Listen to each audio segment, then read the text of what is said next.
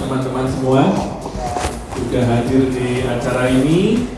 Hari ini kita mau belajar tentang dari hobi jadi duit. Jadi ini adalah passion saya, jadi ini memang kesukaan saya. Saya sukanya dulu sebelum jadi fotografer profesional. Ini saya perkenalan dulu ya, langsung ya. Perkenalkan, nama saya Antonius Wijaya. Instagram saya ada di @antoniuswijaya, itu sebagai fotografer arsitektur. Antoni_kreatif dan antonifotografi.com. Saya kembali ke sini 2 kali, ya karena dosen saya katanya cinta banget sama Venice katanya. Cinta banget sama Venice, dan seperti biasa juga mencari Chinese food juga, nggak bisa makan pizzanya katanya, nggak enak nasi katanya. Nah ini itu yang Grand Canal yang kiri itu sebenarnya foto sejuta umat, itu banyak. Makanya saya berusaha mencari yang lain. Akhirnya saya menemukan 2 hal yang berbeda. Itu pun waktu saya datang yang kedua, hal yang menarik buat saya adalah saya berhasil mengelilingi Pulau Venice itu dari selatan, barat, timur, utara. Dan nggak ada di sini sih, tapi saya menemukan banyak hal yang menarik itu justru di tempat-tempat yang tidak biasa. Jadi seperti ada perkampungan orang Yahudi, terus juga ada dekatnya stasiun itu banyak. Nah yang bawah itu juga bukan daerah turis, itu daerah memang orang lokalnya sana. Saya menemukan ada kanal yang besar juga, terus ada jembatan yang mengarah ke laut. Nah itu menarik. Terus menemukan kapal yang berlabuh di sini. Itu saya long exposure, jadi tiangnya memang agak goyang. Nah berikutnya yang di Budapest. Jadi ini adalah. Nah jadi inspirasi saya adalah arsitektur fotografi dan street atau still life atau fotografi. Dan saya suka dengan konsep dari estetika banal. Estetika banal itu hal sehari-hari. Jadi keindahan dari hal sehari-hari, kontemplatif. Jadi foto-foto saya adalah foto-foto detail estetik, minim identitas dari lingkungan di sekitar kita. Itu yang style dari foto saya. Nah ini contoh untuk landscape. Jadi kalau teman-teman foto landscape, nah ini bisa juga dilakukan. Yang kiri itu foto di Pantai Kuta, tapi saya motretnya justru anak yang lagi bermain-main, tapi memang sengaja saya bikin siluet. Karena kalau foto arsitektur biasanya orangnya jadi siluet ya, bukan menonjolkan orang secara gamblang. Sedangkan yang kedua itu adalah foto di Singaraja, saat itu bersama teman-teman Alvarian, dan waktu itu sudah bosan, sudah selesai nunggu. Waktu itu foto pura di yang ada di depan laut. Nah itu sudah bosan, akhirnya saya lihat ke bawah, loh kok bagus ya. Terus ketika teman-teman masih foto, saya fotonya justru ke bawah, long exposure jadinya seperti ini. Yang berikutnya ini juga di Bali, ini semua di Bali. Yang kiri itu di Tamblingan, Danau Tamblingan, lagi banjir, mendung, sudah langitnya abu-abu. Mana fotonya ya? Oh nggak ada ya? Oh ini.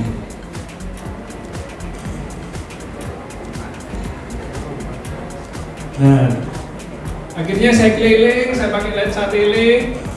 Saya mencoba memotret detail dan akhirnya dapat sebuah daun yang muncul karena banjir. Terus juga ada siluet dari dahan, akhirnya jadi foto seperti ini. Jadi unpredictable, jadi menarik gitu, seperti berburu harta karun. Ini berikutnya sama, saya mencoba mengulangi hal yang sama. Itu juga landscape juga di Nusa Penida. Nah ini kalau ini foto di kota sendiri, kota Surabaya. Nah seperti itu. Jadi kita harus mencoba untuk melatih mata kita. Jadi yang paling penting itu melatih mata. Nah ini kota lama. Ini di Bali, di Denpasar, Kota Lama. Jadi ini style saya, style teman-teman bisa berbeda. Itu sah-sah saja. Ini juga di Bali, di Bandung. Waktu saya seminar di Bandung. Jadi kalau teman-teman lihat sebenarnya sudah ada pola ya. Ini polanya Antonius. Nah, polanya teman-teman seperti apa? Silakan dicari.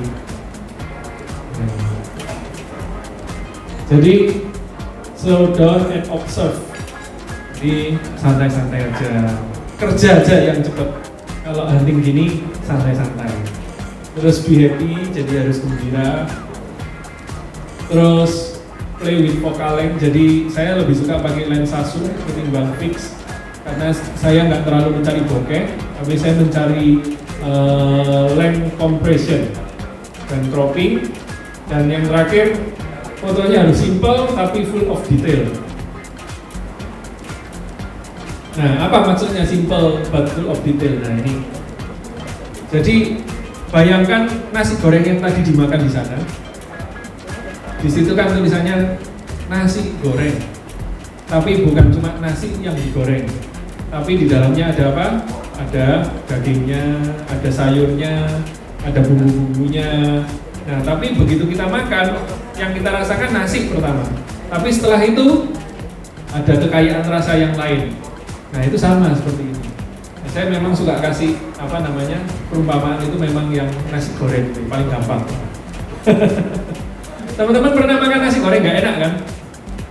Kenapa? Biasanya karena rasanya terlalu asin, terlalu manis, atau kerasa apa.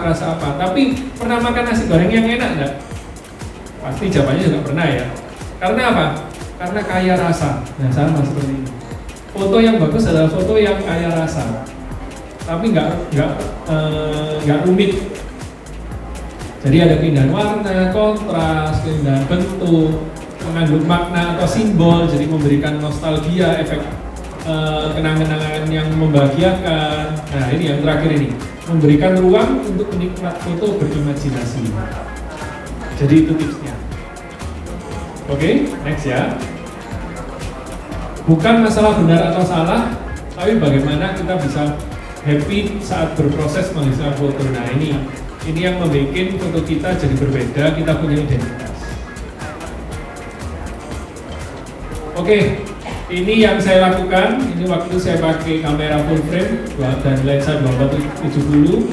Ini saya melakukan selama 4 hari. Ini untuk seminar saya waktu itu online, zaman pandemi, teman-teman. Jadi saya jalan-jalan ini di Surabaya. Saya ke Jalan Veteran, Jembatan Merah itu ya. Nah, misalnya ini kita dari Google Street, kantor pos Kebun Rojo. Dari sini saya mendapatkan ini. Nah, di manakah tempat ini? Nah, itu yang saya kotakin. Saya ngambil detail-detail. Berikutnya, seperti ini kan? Jadinya seperti ini. Di manakah ini? Nah, biar teman-teman paham ya. Ketika saya hunting itu apa yang saya rasakan. Next. Nah, ini jalan panggung ini. Nah, ini. Nah, itu ternyata cuma sebuah jendela di sebuah ruko. Nah, ini saya foto-fotonya ya santai-santai aja kayak orang turis gitu, potret-potret. Nah, ini mungkin tips buat para fotografer. Saya selalu pakai histogram dan Zebra 100 Plus. Zebra 100 Plus itu supaya apa? Supaya saya tahu area yang overexposure itu di mana. Akhirnya saya bisa mendapatkan exposure yang baik, yang pas. Nah, ini foto detail-detail ini. Nah, ini. Nah, itu asalnya dari sini. Jalan Kebun Rojo juga. Jadi foto kunci, gembok, pagar, tangga gitu ya. Nggak apa-apa, teralis. Nah, ini Tugu Pahlawan, tapi cuma kecil. Nah, ini kantor Gubernur Jatim. Cantik ya. Pokoknya waktunya pas, kita croppingnya pas, saya dapat. Jadi ada rule of third, ada kontras cahaya, ada barok atau sinister diagonal line, ada rule of similarity. Pernah dengar?